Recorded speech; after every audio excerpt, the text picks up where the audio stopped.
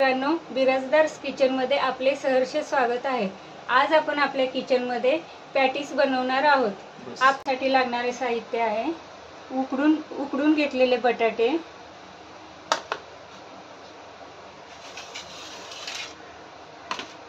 बेसन, मीठ, जिरे मोहरी, कोथिंबीर, मिरची, आलं, लसूण।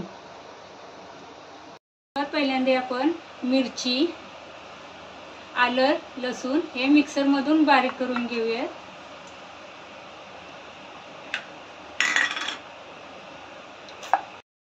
तर आपण हे वाटण 2-3 वेळा मिक्सर मधून फिरवून घेतलेलं आहे।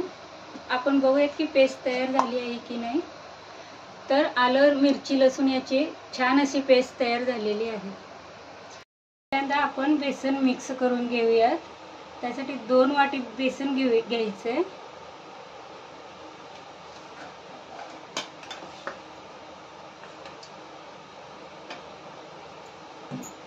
दोन वाटी बेसन घेतले मी।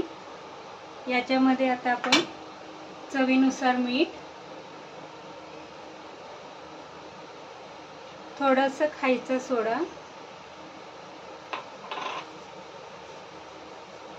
आणि पाणी मिक्स करणार आहोत।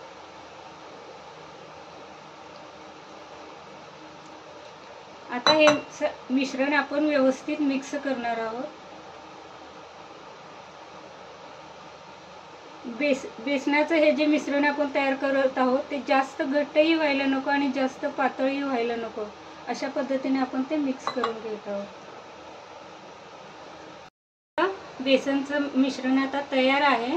हे तयार करण्यासाठी आपण बेसन चाळून घेतलेलं आहे, जेणेकरून यामध्ये बेसनच्या गाठी तयार होणार नाहीत आणि मिश्रण व्यवस्थित तयार होईल। आपण वडापाव बनवण्यासाठी लागणारे सारण बनवणार आहोत। तर आता आपण पॅटीस बनवण्यासाठी लागणारे सारण तयार करून घेत आहोत। सर्वप्रथम आपण गॅस चालू करून त्यावरती कढई ठेवलेली आहे। कढई गरम झालेली आहे। आता त्यामध्ये थोडंसं तेल घालूया।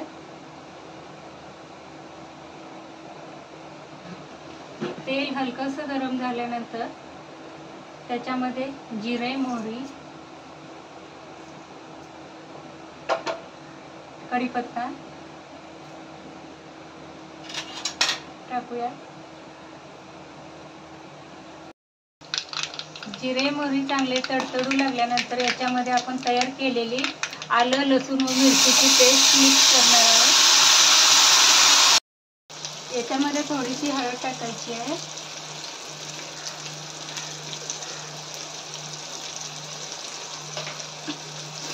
हळद चांगली मिक्स झाल्यानंतर मॅश केलेले बटाटे याच्यामध्ये मिक्स करून घेऊया।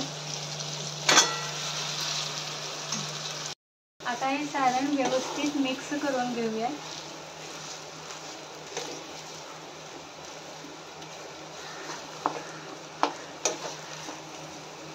त्यामध्ये चवीनुसार मीठ आणि कोथिंबीर टाकूया।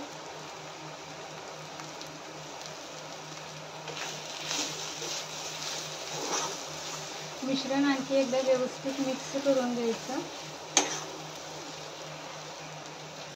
अशा प्रकारे आपले पॅटीस बनवण्यासाठी लागणारे सारण तयार आहे। हे तेल गरम करून घेणार आहोत।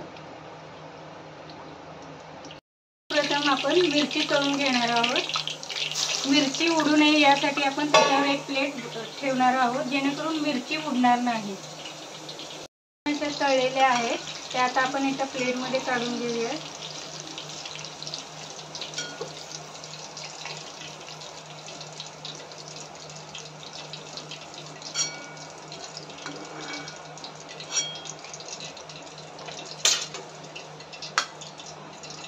त्याच्यावरती आता थोडंसं मीठ टाकून घेऊया।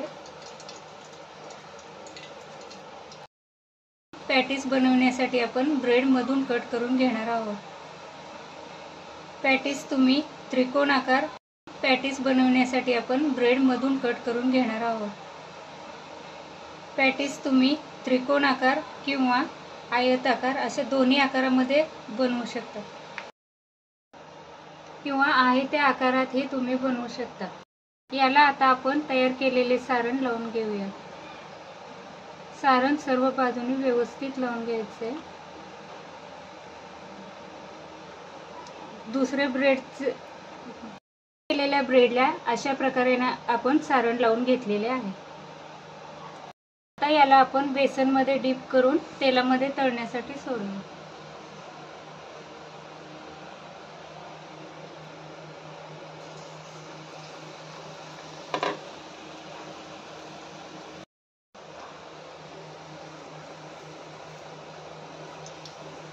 पॅटिंग एका बाजूने व्यवस्थित तळल्यानंतर दुसऱ्या बाजूनेही व्यवस्थित तळून घ्यायचे आहे।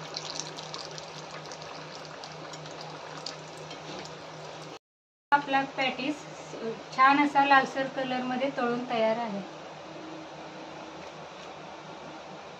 प्रकारे आपले पॅटीस तळून तयार आहेत। आपण एका प्लेट मध्ये खाण्यासाठी सर्व करूया। पॅटी सोबत आपण पुदिना चटणी आणि टोमॅटो सॉस ही सर्व करू।